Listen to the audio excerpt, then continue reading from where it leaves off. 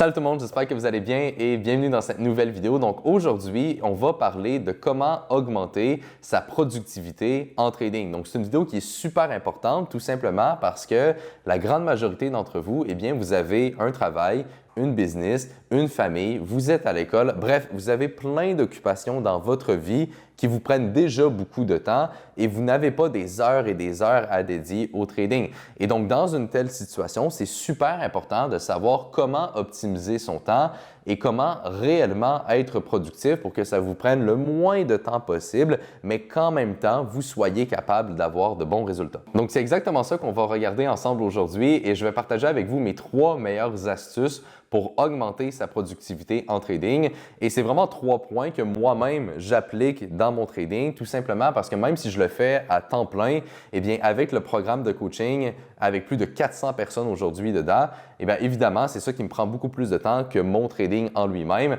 Je vous dirais que pour gérer mon portefeuille, ça va me prendre en moyenne à peu près 1 heure par jour. Et oui, seulement ça. Et j'arrive quand même à très bien performer sur les marchés. Et donc aujourd'hui, je vais vous partager comment je fais pour atteindre de tels résultats. Donc guys, comme d'habitude, avant qu'on commence, s'il vous plaît, mettez-moi un gros like sur la vidéo, j'apprécierais énormément. Et assurez-vous aussi d'être abonné à la chaîne si ce n'est pas déjà fait pour ne pas manquer les vidéos qui s'en viennent. Donc allons-y directement, mais avant de rentrer dans les 3 points que je voulais vous partager aujourd'hui, on va prendre le temps de définir qu'est-ce que la productivité. Ça peut paraître un peu banal dit comme ça, mais c'est un point qui est super important parce que si on ne sait pas réellement qu'est-ce que ça veut dire être productif, eh bien évidemment, on ne sera pas capable de le maximiser. Donc si on regarde maintenant la définition de la productivité, eh bien c'est tout simplement le rapport entre le résultat d'une activité productive et les facteurs de production que l'on a utilisés pour parvenir à cette production. Concrètement, qu'est-ce que ça veut dire? C'est pas très compliqué, c'est tout simplement donc le lien entre le résultat et qu'est-ce qu'on a fait pour atteindre ce résultat. Et donc en trading, ça veut dire qu'on veut avoir les meilleurs résultats possibles tout en mettant le moins de temps et le moins d'énergie sur les marchés. Donc ici, on cherche vraiment à optimiser ces processus pour donc être le plus productif possible et que même si on met que très peu de temps dans son trading, on va quand même chercher des bons résultats. Donc numéro 1, le premier point qu'on doit se concentrer dessus pour augmenter sa productivité, ça va paraître très banal, mais c'est de choisir un style de trading moyen-long terme. C'est sûr que si vous essayez de trader sur du court terme et de prendre plein de transactions à tous les jours, eh bien évidemment, ça va vous prendre vraiment longtemps et vous allez tout le temps être devant vos écrans et vous n'allez rien faire d'autre. Mais concrètement, c'est vraiment pas la façon la plus productive de travailler parce que la vraie question à se poser, c'est pourquoi mettre des heures et des heures à tous les jours devant les écrans tandis qu'on peut adopter un style qui est juste moyen-long terme et passer beaucoup moins de temps à regarder les marchés. Parce que le problème souvent, c'est que les gens qui essaient de faire donc du day trading, eh bien si vous avez d'autres occupations à côté et que vous n'avez même pas le temps de tout le temps être devant les écrans, eh bien évidemment, ça ne va pas fonctionner. Et c'est pas à cause de vous, c'est juste parce que vous n'avez même pas le bon style de trading pour commencer. Donc, qu'est-ce qu'on veut faire? Et ça va être vrai dans la grande majorité des cas, c'est utiliser un style de trading moyen-long terme. Donc, de prendre des positions qui vont durer un petit peu plus longtemps. Donc, ça peut être quelques jours, quelques semaines, même quelques mois sans problème. Et donc, l'objectif, ça va être que vu qu'on va trader moyen-long terme, ça va prendre beaucoup moins de temps de regarder les marchés. Parce qu'un trader qui est court terme, quand il se réveille le matin, les marchés sont différents. C'est des nouveaux graphiques, c'est des nouvelles situations, des nouvelles opportunités tout le temps. Tandis qu'un trader moyen-long terme, eh bien, vous allez vous réveiller le matin puis il va peut-être avoir presque rien de nouveau sur les marchés et ça se peut même que vous ayez absolument rien à faire dans votre journée en trading. Et des fois, c'est exactement moi-même ce qui m'arrive. C'est-à-dire que vu que je fais du trading moyen-long terme, eh bien, des fois, je me réveille le matin puis il se passe absolument rien sur les marchés. Il n'y a aucune nouvelle économique importante. Donc, je sais d'avance que je vais passer peut-être 20 minutes dans ma journée sur les marchés. Puis à l'inverse, des fois, il y a des journées qu'il y a des nouvelles importantes, il se passe beaucoup de choses. Donc là, je vais peut-être passer 1 heure, 1h30. Mais en moyenne, ça va tout le temps tourner à peu près aux alentours de 45 à 60 minutes par jour.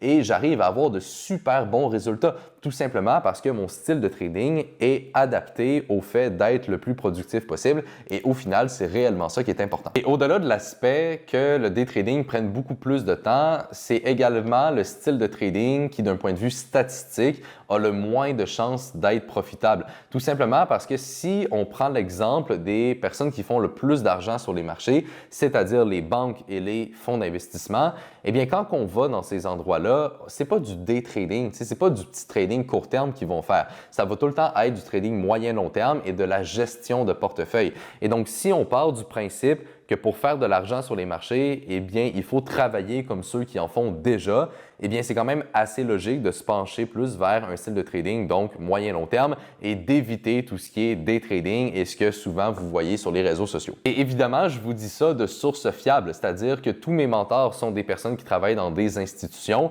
et moi-même, je suis déjà allé plusieurs fois sur le trading floor de RBC à Montréal et à la Caisse de dépôt et placement du Québec, même dans d'autres fonds d'investissement. Bref, j'ai rencontré beaucoup de personnes de fil en aiguille au travers de mon parcours en trading et c'est pour ça que moi-même, mon style de trading se rapproche énormément de qu'est-ce qui se fait dans un fonds d'investissement, tout simplement parce que c'est là que j'ai appris et c'est comme ça que je me suis développé en tant que trader. Et c'est fou parce que quand j'ai été dans ces endroits-là, c'est vraiment à ce moment-là que je me suis rendu compte à quel point il y avait des différences énormes entre la plupart des traders et les fonds d'investissement et pourquoi la plupart des gens échouent en trading. Et l'une des raisons principales, c'est que les gens essaient de faire du trading très court terme, tandis que dans le monde professionnel, ça n'existe même pas. Donc, bref, je pourrais en parler longtemps et faire une vidéo entière sur ce sujet-là, mais aujourd'hui, on va rester concentré sur la productivité. Et donc, pour faire ça simple, eh bien, du trading moyen-long terme, ça va vous prendre énormément moins de temps que du trading court terme et c'est tout à votre avantage parce que vous allez pouvoir mixer le trading avec d'autres activités que vous faites probablement déjà dans votre vie et quand même aller chercher des bons résultats. Alright, donc numéro 2, pour ne pas perdre de temps sur les marchés, on veut filtrer les nouvelles économiques le plus possible. Et ce que je veux dire, c'est que premièrement, il faut comprendre que lorsqu'on analyse les marchés, il faut les regarder d'un point de vue fondamental et d'un point de vue technique. Donc, au niveau de l'analyse technique, eh bien, c'est l'analyse des graphiques, des gros niveaux, des tendances, etc. Tandis qu'au niveau fondamental, eh bien, c'est tout ce qui touche à la macroéconomie, les taux d'intérêt, la géopolitique, etc. Et donc, ce que je veux dire par rapport à filtrer les nouvelles économiques, c'est que souvent les gens font l'erreur de regarder le calendrier économique à tous les jours et ils vont se rendre compte qu'il y a plein de nouvelles, il y a plein de données qui vont tout le temps sortir.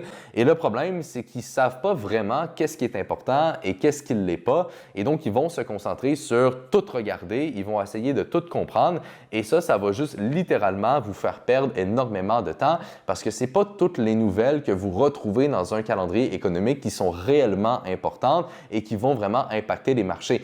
Et donc, ça va être super important d'apprendre de comment filtrer ces nouvelles-là pour que justement, vous ne passez pas votre journée à vous casser la tête et à essayer de comprendre plein de données économiques alors que 90% de ces données-là sont même pas importantes. Donc, pour savoir quelles sont les données importantes, c'est pas super compliqué. Il faut tout simplement prendre un pas de recul et regarder qu'est-ce qui réellement impacte les marchés d'un point de vue fondamental. Et je vais vous donner la réponse maintenant, c'est les banques centrales et plus particulièrement la Banque centrale aux États-Unis. C'est vraiment l'acteur principal au niveau des marchés qu'on doit se concentrer dessus pour comprendre la suite des choses. Et la Banque centrale va notamment donc décider des taux d'intérêt. Et donc là, la question à se poser, c'est OK, parfait, mais comment ils vont prendre leurs décisions par rapport au taux d'intérêt? Et la réponse est encore une fois quand même assez simple, ça revient à l'inflation et le marché de l'emploi. Et donc personnellement, dans mon trading, je me concentre vraiment uniquement là-dessus, c'est-à-dire que je regarde les données de l'inflation, les données du marché de l'emploi et par la suite, avec ces données-là, j'arrive à me faire une bonne idée de qu'est-ce que la Banque centrale pourrait potentiellement faire et c'est ça qui m'aide donc à construire mes idées de trade et ma vision des marchés. Donc, je ne vais pas perdre mon temps à regarder toutes sortes de nouvelles, puis plein de données, puis des tableaux Excel à n'en plus finir.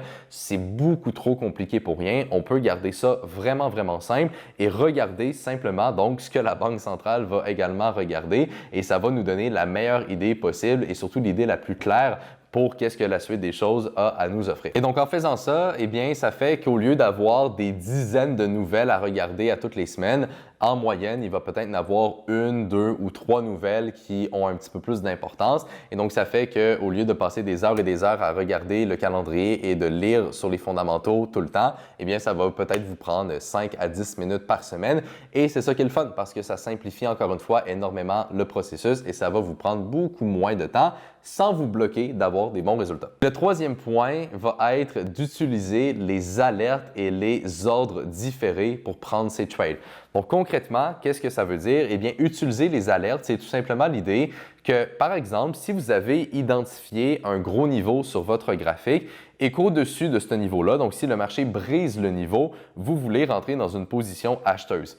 Eh bien, au lieu de tout le temps regarder le graphique à chaque heure et de tout le temps attendre de voir le breakout, et donc ce que vous pouvez faire, c'est tout simplement mettre une alerte. Donc, par exemple, si vous utilisez TradingView, vous pouvez mettre une alerte sur un graphique. Comme ça, si le marché dépasse le niveau, vous allez recevoir une notification. Et donc, ça fait que vous n'avez plus besoin de tout le temps regarder vos graphiques là, plein de fois dans la journée. Vous pouvez tout simplement vous mettre des alertes au niveau des marchés que vous voulez suivre et qui sont importants pour vous.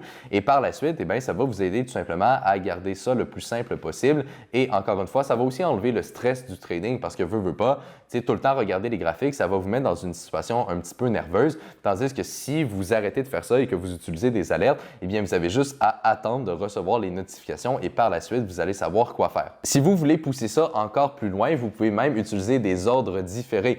Donc, un ordre différé, c'est de mettre un trade à l'avance. Donc, par exemple, si, encore une fois, vous voulez acheter un breakout, donc quand le marché va dépasser un certain niveau, bien, avec la grande majorité des courtiers, vous pouvez vraiment mettre un ordre d'achat en attente. Comme ça, si le marché atteint ce niveau-là, ça va automatiquement vous prendre le trade pour vous.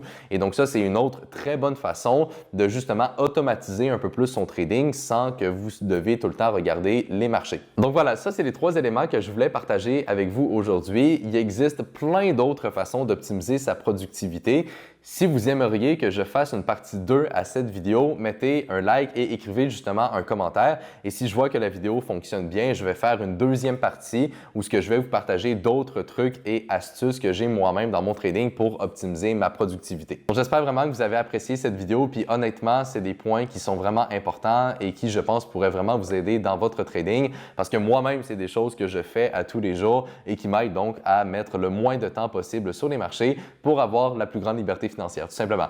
Donc voilà, j'espère que vous avez apprécié la vidéo encore une fois et là-dessus, je vais tout simplement vous retrouver dans la prochaine.